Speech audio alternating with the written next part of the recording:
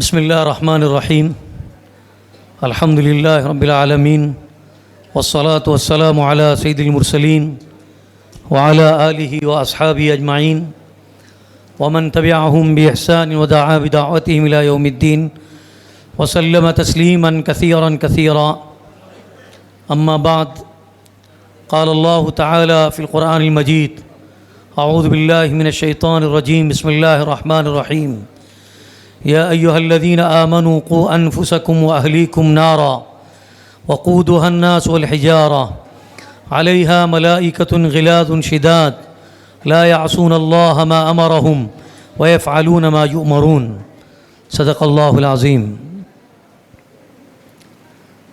صدر اجلاس حضرت مولانا محمد الیاس صاحب ندوی دامت برکاتہم، حضرت مولانا محمد انصار صاحب خطیب ندوی، نائب قاضی جماعت المسلمین بھٹکل، اور اس مسجد کے امام جناب مولانا عبدالعزیز صاحب منا، دیگر علماء کرام، عزیز طلبہ اور بزرگان دین، الحمدللہ بچوں کے کچھ تقاریر، مکالمہ اور ان کی قرآن پاک کی تلاوت کا سننے کا موقع ملا۔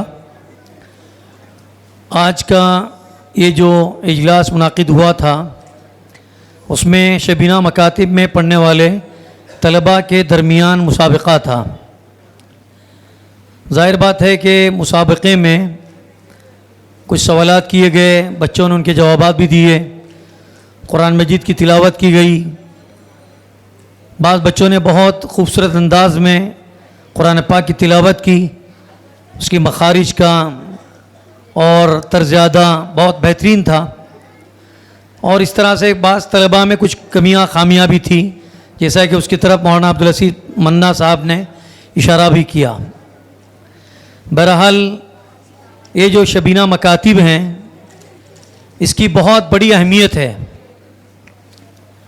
ان کو مستحکم کرنا، شبینہ مکاتب میں اپنے بچوں کو بھیجنا، یہ سرپرستوں کی ذمہ داری ہے، اور جب تک ہمارے بچے شبینہ مکاتب میں نہیں آئیں گے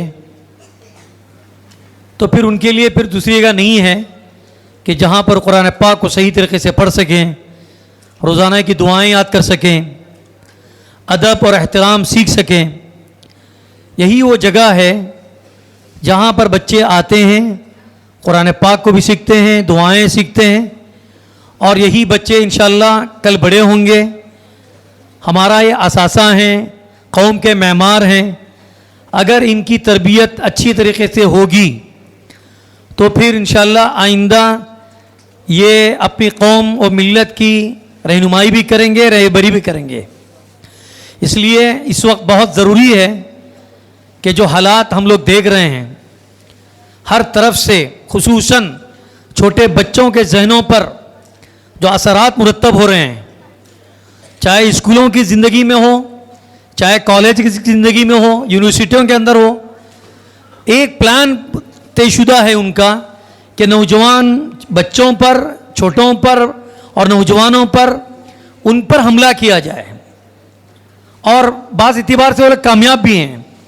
الحمدللہ ہمارے ہاں تو اس کا نظام ہے، باقاعدہ ہر مسجد میں شبینہ مکاتب ہوئیں، وہاں پر بچے آتے ہیں، قرآن مجید کی تلاوت کرتے ہیں، پڑھتے ہیں، اور کچھ ایمانیات پر، کچھ عقائد پر باتیں ہوتی ہیں، ان کو ایمانیات اور عقائد سکھائے جاتے ہیں۔ لیکن بہت سی ایسی جگہیں ہیں جہاں پر اس طرح کا نظام نہیں ہے، اور اس طرح کا نظام نہ ہونے کی وجہ سے ہمارے نوجوانوں پر ایک غلط اثر مرتب ہو رہا ہے۔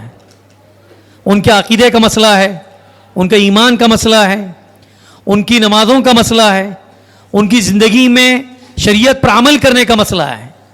اگر اس وقت ہم نے اس کی فکر نہیں کی اور ہمارے بچوں کو باقاعدہ اس پر نہیں بھیجا تو پھر یہی بچے بگڑ بھی سکتے ہیں۔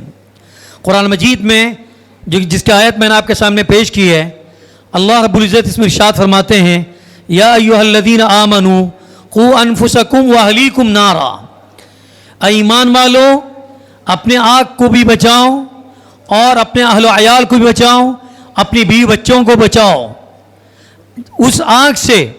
وقودها الناس والحجارہ, آگے اللہ رب العزت ارشاد فرماتے ہیں اس کا ایندھن لوگ ہوں گے اور پتھر ہوں گے.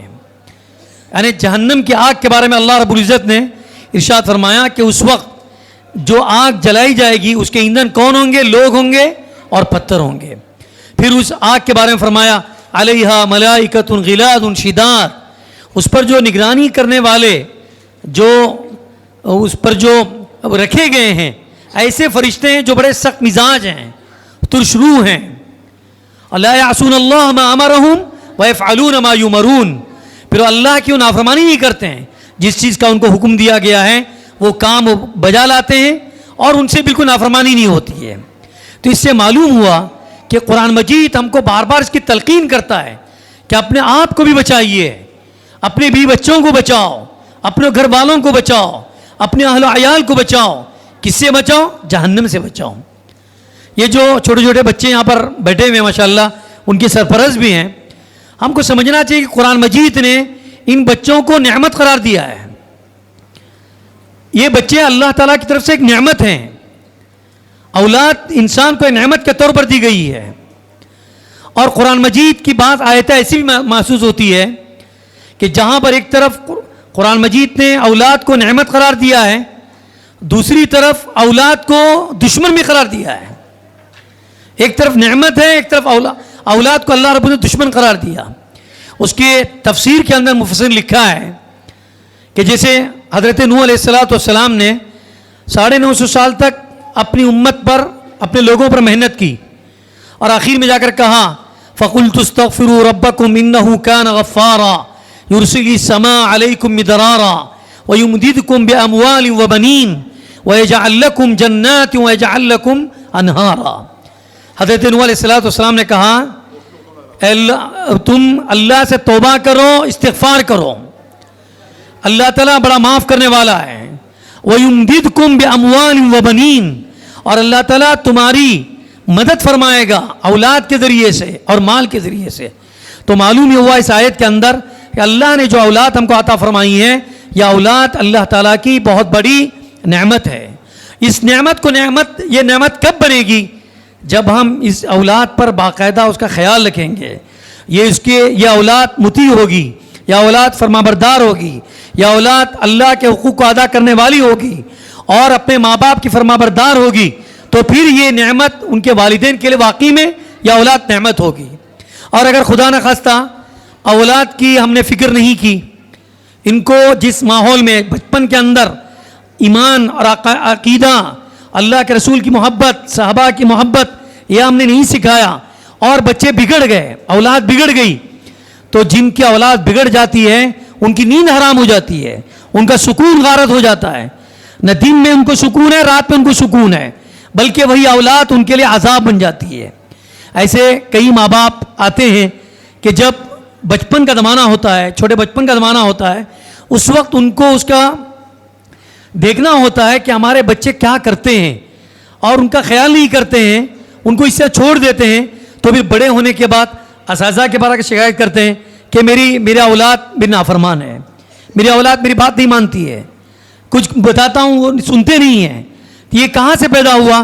بچپن کے اندر اگر ہم نے ان کو برابر نظر رکھی ہوگی اور ان کو دیکھا ہوتا تو پھر یہ نوبت نہیں آتی اپنے اولاد کے بارے میں ہم کو بتانے کی کہ ہمارے اولاد بگڑ گئی ہے. تو ایک بات تو یہ ہے کہ یہ چھوٹے بچے ہمارے لیے اللہ تعالیٰ کی طرف سے نعمت ہیں. ان کے لیے ہم جو کچھ کر سکتے ہیں, ان کو بچانے کے لیے, ان کے ایمان کے لیے, ان کے عقیدے کے لیے جو کچھ کر سکتے ہیں, ایک ماں کو, ایک باپ کو کرنا چاہیے. دوسری بات ہے کہ اللہ کے رسول علیہ السلام نے تربیت کا پورا سسٹم بیان کیا ہے. ایسا نہیں ہے کہ خالی معمولی چیزیں کچھ کر لیں اور اس کو چھوڑ دیا. اب دیکھیے, جب بچہ پیدا ہوتا ہے تو ایک کان میں اذان دی جاتی ہے, ایک کان میں اقامت کہی جاتی ہے.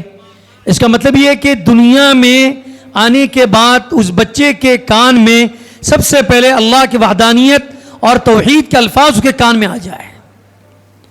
اس کے بعد اللہ کے رسول نے کیا فرمایا؟ جب وہ 7 دن کا ہو جاتا ہے, اگر کوئی مالدار ہے یا اس کے بعد مال ہے تو اس بچے کی طرف سے عقیقہ بھی کرنا چاہیے. تو اللہ کے رسول صلی اللہ علیہ وسلم نے یہ تربیت کی. اس کے بعد اس بچے کا اچھا نام رکھا جائے. نام کی بھی تاثیر ہوتی ہے. جو نام رکھے جائیں وہ صحابہ کے نام ہیں, اچھے محدثین کے نام ہیں, مفسرین کے نام ہیں. آج ایک الگ روایت چلی ہوئی ہے کہ ہر جو آنے والا آدمی ہے ہم سے پوچھتا ہے یا کسی سے جا کر مولانا سے اس کا نام کا مطالبہ کرتا ہے, مجھے ایسا نام دیجئے جو کسی کا نام نہ رکھا گیا ہو. اور اللہ معاف فرمائے کہ کہیں پر سیریلوں میں دیکھ کر یا کچھ اور شخصیات کے نام دیکھ کر اپنا ہم سے ایسے نام رکھ دیتے ہیں. ان ناموں کا بھی اثر پڑتا ہے. تو اللہ کے رسول علیہ الصلوۃ والسلام نے فرمایا کہ خوبصورت نام, اللہ کو محبوب ترین نام کیا ہے؟ عبداللہ ہے, عبد الرحمن ہے, یعنی جس کی نسبت اللہ کی طرف ہو, جس کی نسبت رحمان کی طرف ہو. اچھے سے اچھے نام رکھے جائیں. کتنے صحابہ ہیں, ان کی کیا نسبت ہے, ان کے نام کو اپنے بچوں کے نام رکھنے چاہیے. اسی طرح سے صحابیات کے نام ہیں, اسی طرح سے محدثین کے نام ہیں, اسی طرح سے مفسرین کے نام ہیں. ان ناموں کو اپنے بچوں کو رکھنا چاہیے. یہ بھی تربیت کا نظام ہے. اللہ کے رسول صلی اللہ علیہ وسلم نے ناموں کے سلسلے میں بڑا خیال رکھا ہے. حضرت سعید بن مسیب رضی اللہ عنہ ایک بہت بڑے صحابی ہیں. وہ فرماتے ہیں کہ ہمارے دادا کا جو نام تھا وہ حزن تھا, حزن. اللہ کے رسول صلی اللہ علیہ وسلم نے ان کے نام کو سن کر ایک بار ارشاد فرمایا کہ آپ نام تبدیل کر دیجئے. تو انہوں نے کہا کہ ہمارے باپ دادا نے ہمارا نام رکھے ہیں, اس طرح سے وہ نام اسی طرح سے رہ کر آ گیا, انہوں نے تبدیل نہیں کیا. تو حضرت سعید مسیب رضی اللہ عنہ کہتے ہیں کہ اس نام کی وجہ سے کبھی کبھار جو کہا جاتا ہے کہ اس نام کی تاثیر ہوتی ہے. ہمارے گھر میں ہمیشہ غم کا ماحول رہتا تھا. کسی نہ کسی بہانے, کسی نہ کسی ہیلے ہمارے گھر میں کبھی کبھی غم کا ماحول اور غم کی چیزیں رہتی تھیں. تو معلوم یہ ہوا کہ ہم اپنے بچوں کے نام اچھا سے اچھا نام رکھنا چاہیے. اچھا سے اچھا نام رکھیں. جس طرح سے میں نے آپ سے کہا کہ بہت سے اچھے نام ہیں, ان کو نام رکھنا چاہیے. ورنہ اگر غلط نام ہوتے ہیں, اس کے معنی کچھ غلط ہوتے ہیں, تو اس کبھی کبھار اس کے اثرات جو ہے ہماری زندگیوں پر بھی مرتب ہوتے ہیں. اسی طرح سے اللہ کے رسول صلی اللہ علیہ وسلم نے بچپن ہی سے اگر بچہ کوئی غلط کرتا ہے تو محبت کے ساتھ, شفقت کے ساتھ, رحمت کے ساتھ ان کو سمجھاتے تھے. حضرت عمرو بن سلمہ رضی اللہ عنہ کے واقعہ, ہمارے بچے ہمارے بیٹھے ہوئے ہیں, شاید انہوں نے بھی کئی بار تک پڑھا ہوگا کہ ایک مرتبہ اللہ کے رسول صلی اللہ علیہ وسلم کے ساتھ کھانے کے لیے بیٹھے ہوئے تھے اور بڑے لوگ بھی موجود تھے کھاتے وقت. تو کبھی عمرو بن سلمہ رضی اللہ عنہ کا جو ہاتھ ہے کبھی پلیٹ میں اس طرف جاتا, کبھی اس طرف جاتا, کبھی سامنے سے کھاتے, کبھی یہاں سے کھاتے. تو اللہ کے رسول صلی اللہ علیہ وسلم نے, چھوٹے سے بچے تھے, ان کو پکارا یا غلام کہہ کر, اے بچے. اللہ کے رسول نے فرمایا سب سے پہلے سم اللہ, کھانے کا ادب سکھا رہے ہیں چھوٹے سے بچے کو کہ سب سے پہلے کھانے سے پہلے کوئی بھی چیز کھائے سب سے پہلے اللہ کا نام لو. اور کل بیمینک, پھر دوسرا ادب یہ فرمایا, عام طور پر کبھی کبھی بچے بائیں ہاتھ سے بھی کھانا شروع کر دیتے ہیں, کوئی چیز ان کو دے دیجئے بائیں ہاتھ بڑھاتے ہیں آگے. تو بچپن ہی میں اللہ کے رسول صلی اللہ علیہ وسلم چھوٹے بچے سے کہا کل بیمینک, آپ اپنے دائیں ہاتھ سے کھائیے, چھوٹے بچے سے کہہ رہے ہیں. اور پھر اللہ کے رسول صلی اللہ علیہ وسلم نے تیسری بات ارشاد فرمائی کہ آپ کے سامنے سے آپ کھائیے.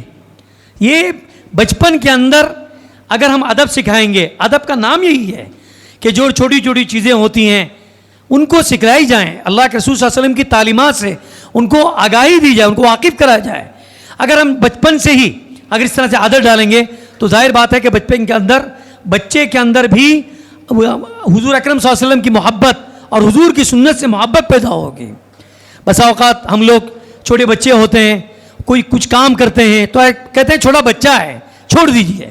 مثال کی چھوٹی بچیاں ہوتی ہیں, ان کے لیے ساتر لباس پہنانا, یعنی ایسا لباس پہنایا جائے جو ہمارا بدن پورا ڈھکا ہوا ہو. اب چھوٹی بچیوں کا کبھی کبھار, چھوٹی بچی ہے اس کا کوئی ہاتھ کھلا ہوا ہے, اس کا بازو کھلا ہوا ہے, ایسے بچے کو لانے کے بعد کہا آپ یہ چھوٹی بچی چھوٹی ہے, ابھی چھوٹی ہے نا, بڑی ہونے کے بعد بتائیں گے, بڑی ہونے کے بعد بتائیں گے. پھر عادت ایسی پڑ جاتی ہے کہ اس بچی کی غیرت تک ختم ہو جاتی ہے. اس لیے اللہ کے رسول صلی اللہ علیہ وسلم نے بچپن ہی سے اپنے بچے کی عادت, بچے کو صحیح طریقے سے اگر کچھ غلط کر رہا ہے, کچھ ان کو سکھانے کی جو چیزیں ہوتی ہیں کہ بچپن میں جو باتیں سکھائی جاتی ہیں وہ ذہن و دماغ کے اندر نقش ہو جاتی ہیں، پھر کبھی ہٹتی نہیں ہیں.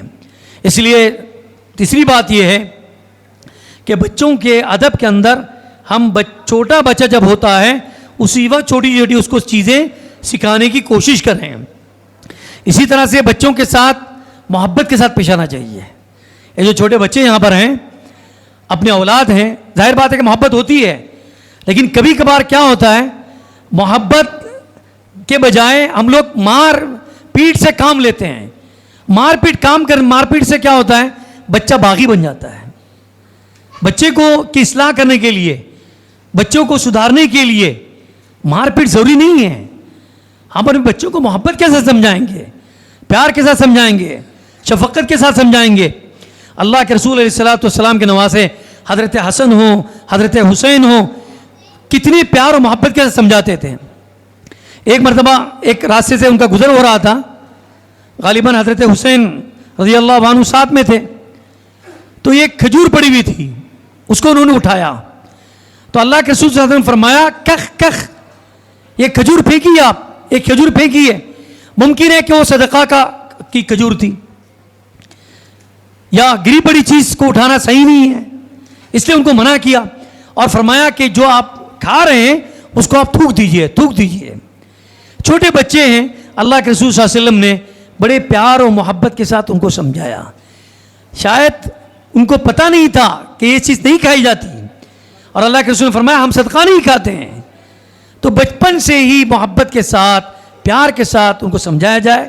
مار پیٹ اور ڈانٹنا یہ زیادہ کبھی کبھار مضر ہو جاتا ہے.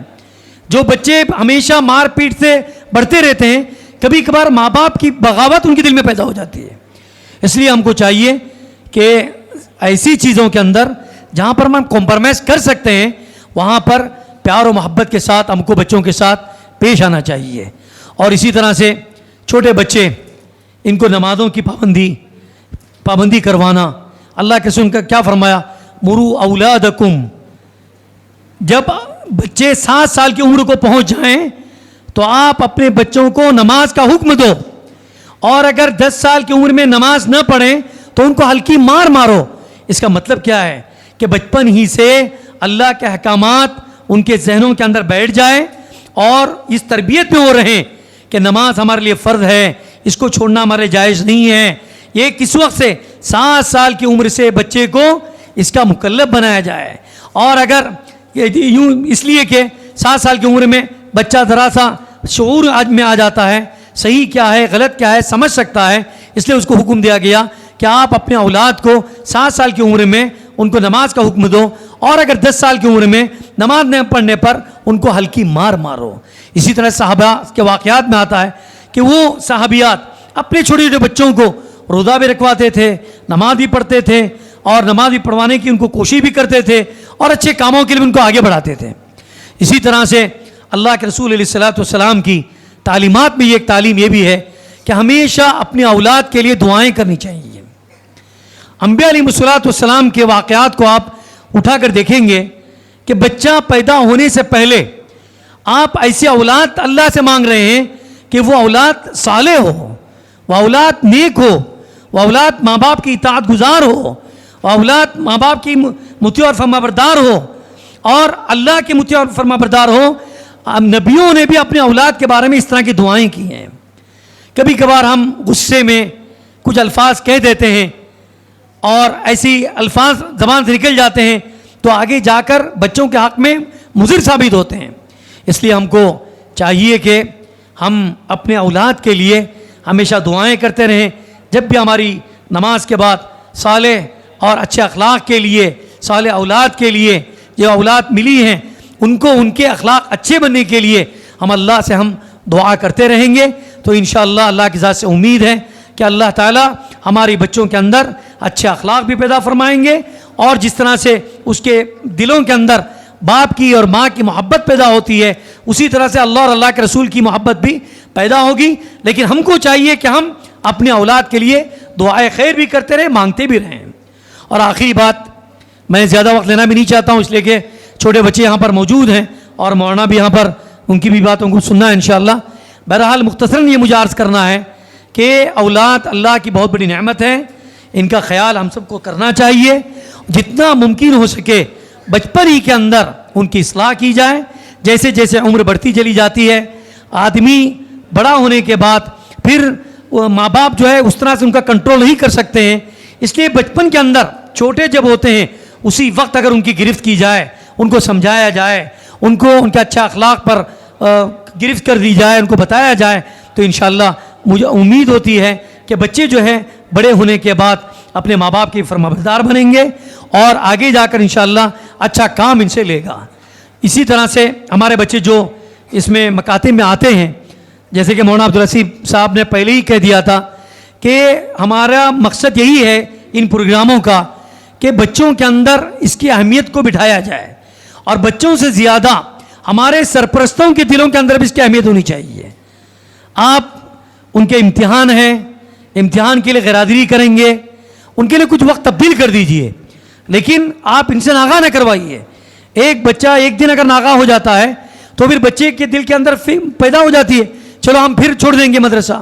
اس سے کیا ہوگا؟ بچے جو ہے شبینہ مکاتب سے دور ہوتے چلے جائیں گے.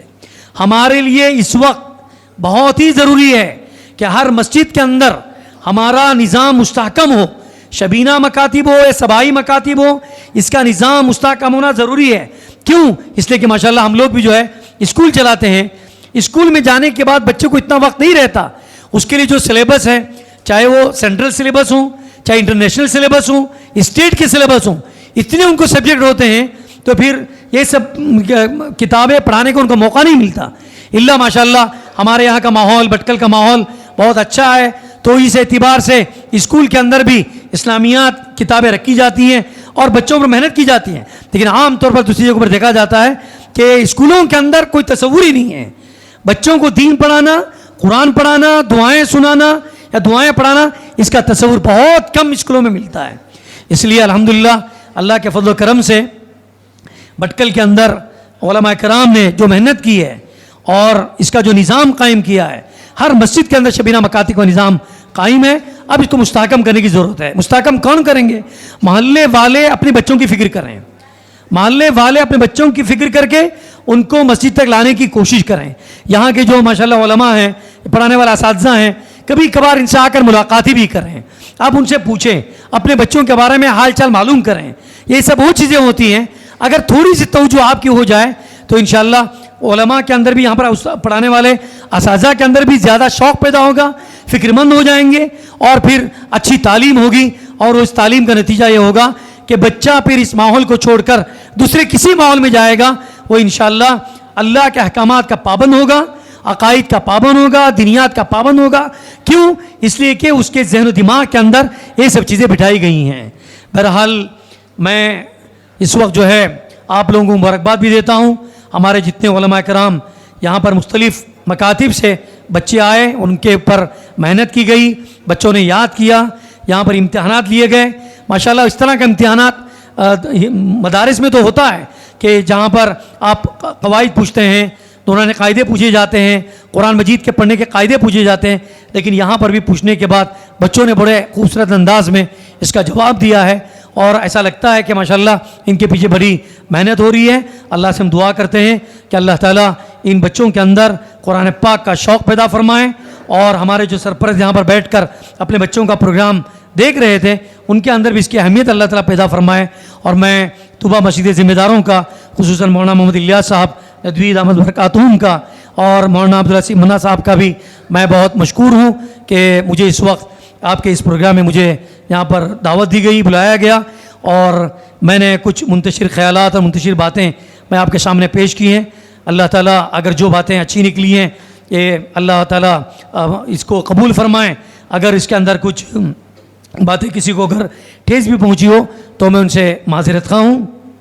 بہرحال اللہ تعالیٰ مجھے بھی اور آپ کو بھی دین کے اعتبار سے جو خدمات ہو سکتی ہیں، اللہ تعالیٰ ہم سب کو مل کر اس دین کی خدمات کرنے کی توفیق عطا فرمائے. وآخر دعوانا الحمدللہ رب العالمین.